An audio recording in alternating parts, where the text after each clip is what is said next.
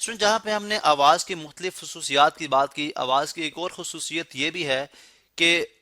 जब दो इंस्ट्रूमेंट इकट्ठे प्ले किए जाएं, ठीक है, फॉर एग्जांपल ये हमारे पास एक पियानो है, ठीक है, और एक हमारे पास जो क्या है वो ट्यूनिंग फोर्क है, ठीक है, जो कि आप अक्सर अपने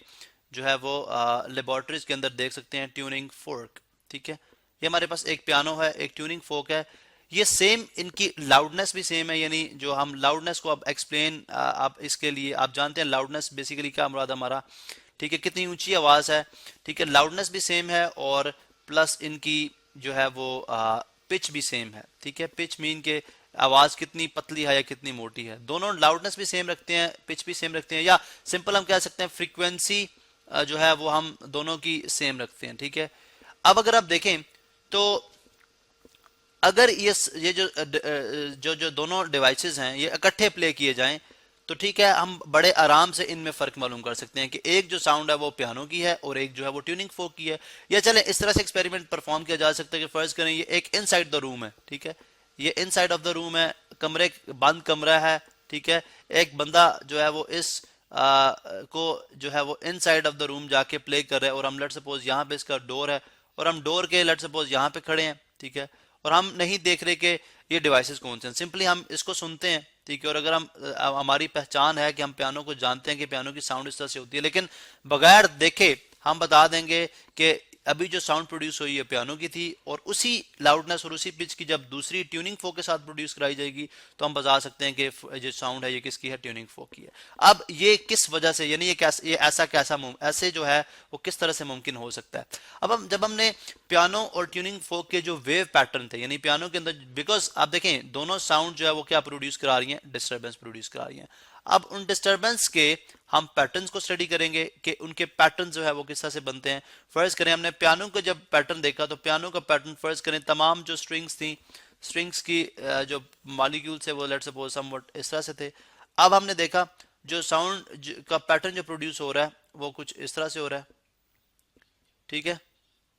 इस तरह से हो रहा है, फिर अगेन ये देखें, अगेन फिर ये इस तरह से, एंड समवट लाइक दिस, ठीक है। और इसी तरह से हमने देखा जो कि ये तो हो गया पियानो का पैटर्न ऑफ वेव, ठीक है, वेव पैटर्न पियानो का है। इसी तरह से हम वेव पैटर्न देखेंगे एक ट्यूरिंग फोक का, तो वो हमने देखा तो वो इस तरह से था, ठीक है। अब हमने जब हमने इसको डीपली स्टडी किया तो हमने देखा जी, हम कहते हैं जी को ये सारे पार्टिकल जो थे मीन पोजीशन पे हैं, यानी ये स्ट्रिंग थी पियानो की, या हम पार्टिकल्स की बात करें, स्ट्रिंग एक पार्टिकल्स की तरह से है, तो अब देखिए इसमें एम्पलीट्यूड वेरी कर रहा है, मतलब पहले अगर आप देखें तो एम्पलीट्यूड ज्यादा है, ठीक है, फिर रिड्यूस होता है, लेकिन एक एक ही यानी एक ये भी ये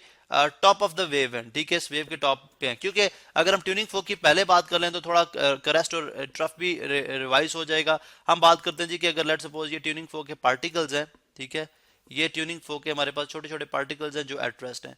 अब ये जो जब आप इनको जब ये अपनी मीन पोजीशन से अपवर्ड जो वेव का पोर्शन बनाते हैं, ठीक है, ये एक वेव है बेसिकली, ठीक है, तो जब ये अपवर्ड जो वेव जो मूव कर रही है बेसिकली, ठीक है, तो ये वेव का जो अपवर्ड पोर्शन है दिस इज कॉल्ड क्रेस्ट, इसको हम क्या बोलते हैं, क्रेस्ट, और जो लोअर पार्ट होता है उसको हम बोलते हैं ट्रफ। और अमूमन हम जो है वो बात करते हैं जी कि जो क्रेस्ट है, ठीक है, उसमें अपने मीन पोजीशन से जो मैक्सिमम डिस्टेंस जाता है जहां पे पार्टिकल जाता है वो आपके पास क्या कहलाता है, this point is called amplitude. ये डिस्प्लेसमेंट जो है, ये जो डिस्टेंस है, दिस इज कॉल्ड एम्पलीट्यूड, यानी मैक्सिमम डिस्प्लेसमेंट एम्पलीट्यूड कहलाता है। इस तरह ये भी क्या है, ये भी हमारे पास क्या है, ये भी क्या है, एम्पलीट्यूड। अब हम बात करते हैं जी कि ये दोनों एम्पलीट्यूड है, ठीक है, दिस इज एम्पलीट्यूड एंड वो भी हमारे पास एम्पलीट्यूड था। अब इसमें अगर आप देखें तो इसका पैटर्न स्लाइड बहुत डिफरेंट है, देखने में भी अलग लग रहा है, और थोड़ा सा टेक्निकली इसको देखें तो हमें समझ आती है कि इसमें एक ही एम्पलीट्यूड है, यानी यानी एक क्रेस्ट के अंदर एक एम्पलीट्यूड, एक ट्रफ के अंदर एक एम्पलीट्यूड, यानी एम्पलीट्यूड वेरी नहीं कर रहा, एक एम्पलीट्यूड रहता है, maximum distance through out the wave same रहता है, ठीक है। लेकिन इसमें देखें तो इसमें एम्पलीट्यूड वेरी कर रहा है, मतलब कभी एम्पलीट्यूड आपका मैक्सिमम है, ठीक है, यहाँ पे थोड़ा सा देखें उससे स्लाइटली लेस है, ठीक है, यहाँ पे एम्पलीट्यूड देखें कम है, ठीक है, यहाँ पे एम्पलीट्यूड देखें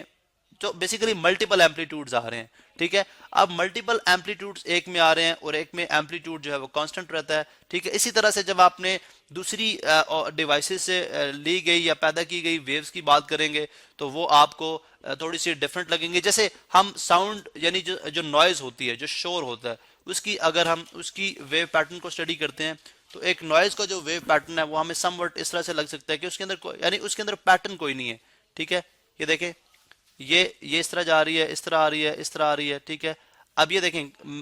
एम्पलीट्यूड की तो हम बात यहाँ पे इस तरह से कर ही नहीं सकते क्योंकि कोई खास कोई फिक्स्ड यानी हमारे पास एम्पलीट्यूड है ही नहीं है, ठीक है। या आप यूँ कह सकते हैं कि बहुत सारे आपके पास एम्पलीट्यूड इसमें आ रहे हैं, कभी आवाज विदाउट पैटर्न कभी कम हो रही है, कभी ज्यादा हो रही है, कभी बहुत ज्यादा हो रही है, कभी बिल्कुल मध्यम हो रही है, कभी जीरो हो जाती है। तो ये जो बेसिकली आपकी इस तरह का जो पैटर्न बनेगा वेव का, ये हमारे पास नॉइज है। और नॉइज को भी हम बड़े आसानी से डिस्टिंग्विश कर सकते हैं कि जो कि हमारे हियरिंग सुनने के लिए बहुत ही डिस्टर्बिंग होती है। तो मालूम होता है जी कि आपके पास आप पियानो के अंदर आप ट्यूनिंग फोक के अंदर ये पैटर्न जो था वो ट्यूनिंग फोक का था, ठीक है, ट्यूनिंग फोक का था।